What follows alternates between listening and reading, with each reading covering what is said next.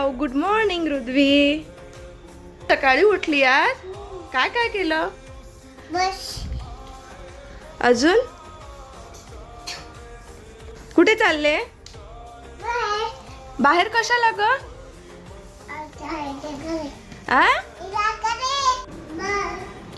कुठे पोहोचून देऊ? आ? इराकडे. कशासाठी ग? कशासाठी पोहोचून देऊ? आंघोळ केली हा.